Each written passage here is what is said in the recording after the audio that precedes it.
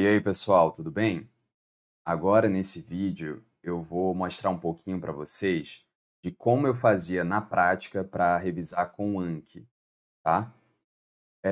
Dando introdução, né, o Anki, basicamente, é um aplicativo para que a gente possa fazer revisões ativas e de maneira espaçada ao longo do tempo. Eu vou entrar aqui nos meus baralhos do Anki, tá? Eu vou, só para exemplificar, eu vou pegar uns 3 flashcards do baralho de trauma para revisar aqui de maneira ativa para mostrar para vocês. Entrei, baralho de trauma, beleza. Eu sempre vejo a frente do flashcard e eu vou pensar em tudo que pode estar no verso do flashcard, ou seja, na resposta dele. Então, eu vi aqui abordagem inicial ao trauma, distribuição trimodal das mortes. Então, ele está me pedindo basicamente para eu lembrar um pouquinho ali, um resumo sobre a distribuição trimodal das mortes. Então, eu vou tentar me lembrar de tudo assim que eu me lembro sobre esse tema.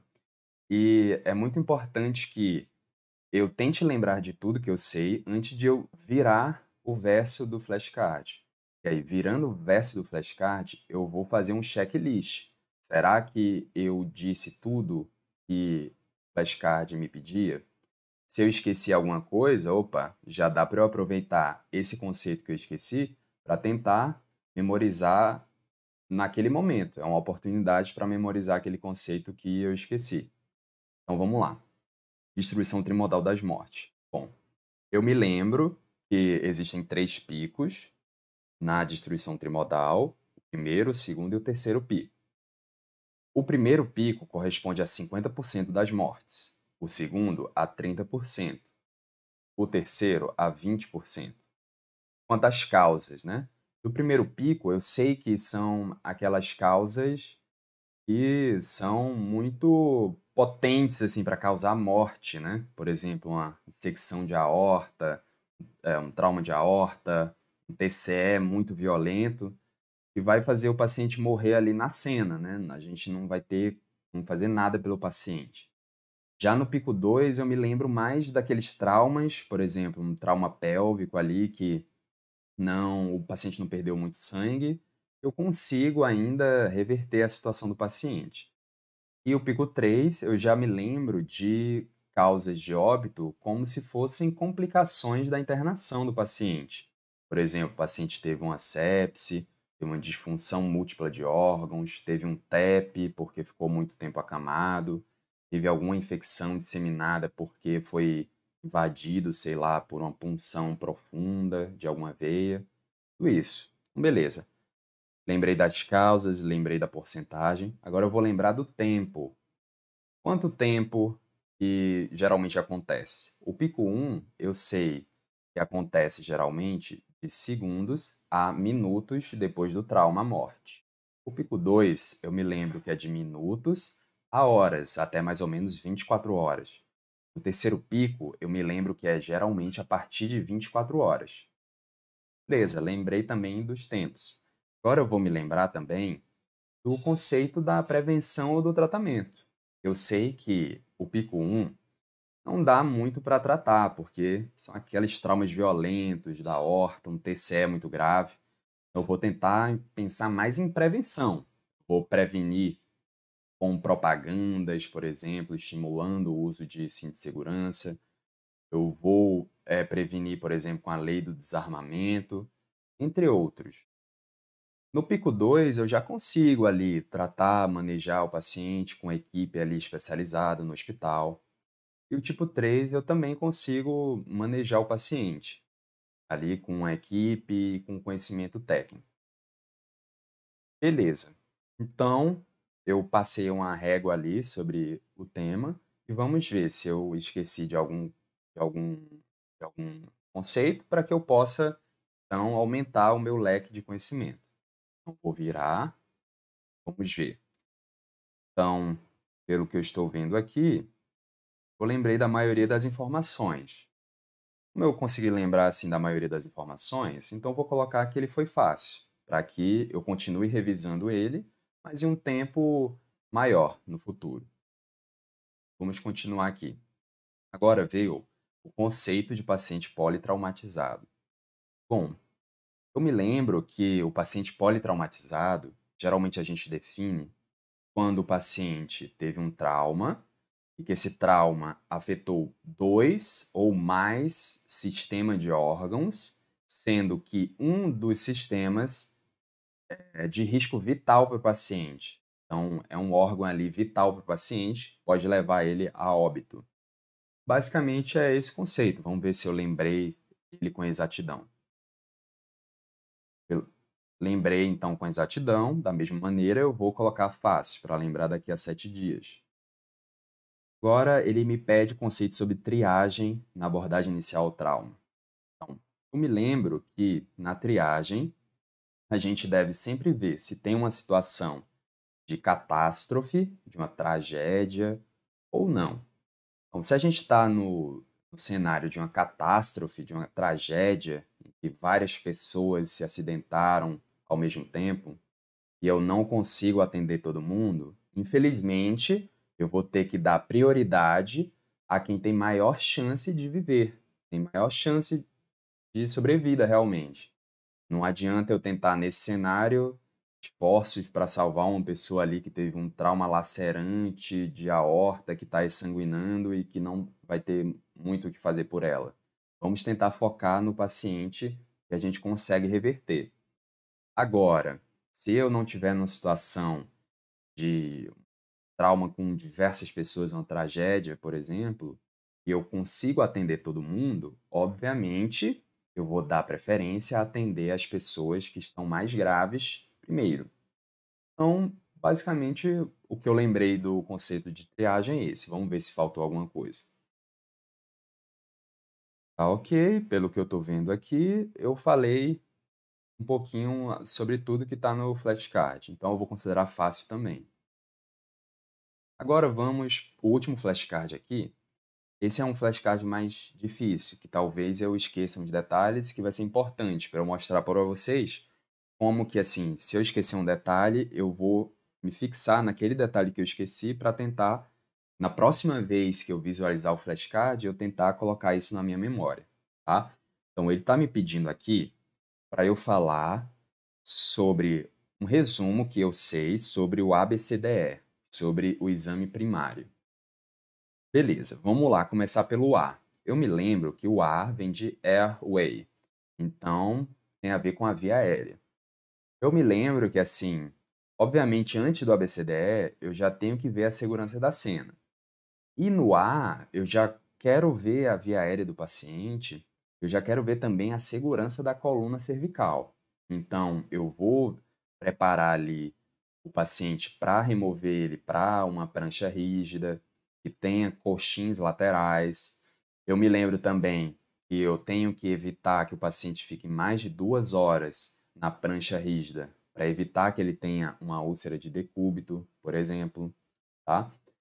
Eu me lembro também de possíveis de manobras de via aérea para, vamos dizer assim, eu possa abrir a via aérea do paciente, mas antes eu tenho que ver se a via aérea está pérvia ou não. Eu posso, por exemplo, perguntar o nome do paciente, posso ver se ele sabe onde ele se encontra, o que aconteceu com ele. E aí eu vou estar testando se ele consegue falar se a via aérea dele está pérvia. Se não tiver, eu posso tentar abrir a via aérea dele, por exemplo, com a manobra de jaw thrust ou chin lift, por exemplo. Então, tudo isso eu vou me lembrando. E aí também eu posso ver se ele tem uma indicação ou não de intubação orotraqueal ou de outro dispositivo de via aérea avançada. Tudo isso eu vou me lembrando no A. Beleza. Agora vamos passar para o B. O B eu me lembro aí que tem a ver com a respiração, né?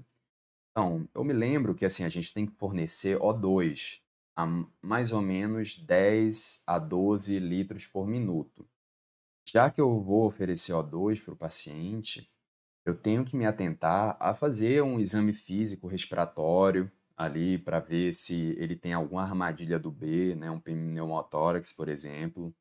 Eu tenho que fazer uma oximetria de pulso ali para ver quanto é que ele está saturando e tudo isso. Vamos agora passar para a letra C. A letra C, eu me lembro que tem a ver com uma circulação do paciente. Então, eu vou analisar, será que eu tenho que fazer reposição volêmica? Na maioria das vezes eu tenho que fazer uma reposição volêmica. Reposição volêmica, é importante lembrar, é de 1 litro de cristalóide aquecido, de 37 a 40 graus Celsius. Geralmente faz-se o Ringer lactato, tá? E 1 litro. E aí eu me lembro também que se o paciente não responder, ficar hipotenso ainda, com 1 litro de cristalóide, eu já posso pensar em fazer uma transfusão sanguínea, com o tipo O negativo. Paciente, se eu não conseguir ali no trauma tipar o sangue, né? Tudo isso. Eu tenho que pensar, poxa, se eu estou infundindo sangue no paciente, tenho que ver a diurese dele também, porque eu não posso encharcar muito o paciente. Será que ele tem diurese? Então, como é que a gente vê? A gente pode propor ali um cateterismo vesical. Mas antes de fazer o cateterismo vesical, a gente tem que se lembrar, será que o paciente está com uma lesão na uretra? Então, esse já é outro flashcard. A gente tem que ver também, será que esse paciente necessita de uma toracotomia de reanimação? Esse também é outro flashcard. E tudo isso. A gente vai ver depois se eu esqueci de algum fato ali no C importante. Vamos passar para o D. O D, eu lembro, tem a ver com disability, tem a ver ali no inglês, em que eu vou ver a escala de coma de Glasgow. Eu posso ver a escala de coma de Glasgow testando ali a resposta verbal, a resposta motora, ocular também. Esse é outro flashcard também. E tudo isso. Eu posso ver também a reação pupilar do paciente para ver se ele está midriático, ver se ele está com miose, testar ali a extremidade dele, se ele reage à dor ou não. Tudo isso. Vamos agora partir para a letra E. A letra E, eu lembro que tem a ver com exposição do paciente. Eu quero tirar as vestimentas do paciente, eu quero ver o dorso do paciente para ver se eu deixei passar alguma lesão de arma de fogo, de arma branca, por exemplo. Eu quero também ver a condição ambiental do paciente. Quero ver, será que a sala do centro cirúrgico, a sala ali da enfermaria está muito fria? Porque a gente sabe que na letra E a gente tem que prevenir a hipotermia. Com tudo isso. Então eu tentei ver aqui na minha cabeça se retornava a maioria das informações. Vamos ver o que eu acabei esquecendo. E o que a gente esquecer é fundamental, que a gente tem que incluir isso na nossa mente. Vamos ver então. Bom, na letra A, eu lembrei do colar cervical, da prancha rígida, coxim lateral, eu avaliei a via aérea. Talvez eu não tenha falado aqui, isso é uma coisa que eu não falei. E a gente tem que, primeiro de tudo, estabilizar manualmente a coluna, né? Antes de ver ali as manobras da via aérea, jaw thrust e chin lift, a gente tem que estabilizar manualmente a coluna, porque a gente, se for um trauma de alto impacto, a gente não sabe se o paciente pode ter uma lesão na cervical. Então, isso é uma coisa que eu vou adicionar na próxima vez que eu ver esse flashcard, eu vou adicionar esse conceito. No B, eu falei ali sobre a respiração, o O2, falei sobre o oxímetro e falei sobre o exame físico. Esqueci aqui da máscara não reinalante, que é preferencialmente a gente faz com máscara não reinalante, né? A não ser que o paciente necessite ali de algo mais avançado, como intubação. Então, a estabilização manual da coluna, a máscara não reinalante, eu já vou adicionar esses dois conceitos. O C, ali eu falei sobre o volume, falei sobre o cristalóide, 1 litro. Esqueci dos 2 acessos venosos calibrosos periféricos. Então é outro conceito que, novamente, quando eu for retornar no mesmo flashcard, eu vou adicionar. O cateterismo vesical eu falei da questão da contraindicação, se tem lesão de uretra ou não. Falei da toracotomia de reanimação. No D, eu falei um pouco sobre o Glasgow, a reação pupilar e a extremidade. Tudo bem. No E, eu falei sobre a exposição do corpo e da prevenção da hipotermia.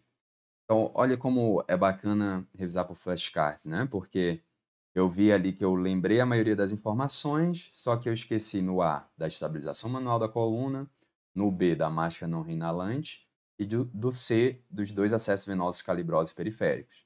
Então, nesse aqui eu poderia botar 10 minutos, aqui bom para voltar em 10 minutos, para que eu lembre desses pequenos detalhes, assim. E, assim, os meus flashcards tendem a ser os mais complicados possíveis, porque, assim, você vai estar se preparando para qualquer prova, vamos dizer, uma prova prática, uma prova oral, até mesmo uma entrevista ou questões discursivas, questões de marcar. Então, quanto mais difícil for o seu flashcard, mais você vai estar se preparando para qualquer prova possível. Ok, então eu vou botar 10 minutos e é isso. Eu não vou esgotar aqui todo o baralho, era só para exemplificar para vocês o que é a revisão ativa por flashcards utilizando o Anki. Se vocês tiverem alguma dúvida ainda depois desse vídeo, pode me procurar lá no grupo do Telegram, que está na link da bio do Instagram. Então é isso, tchau e até a próxima.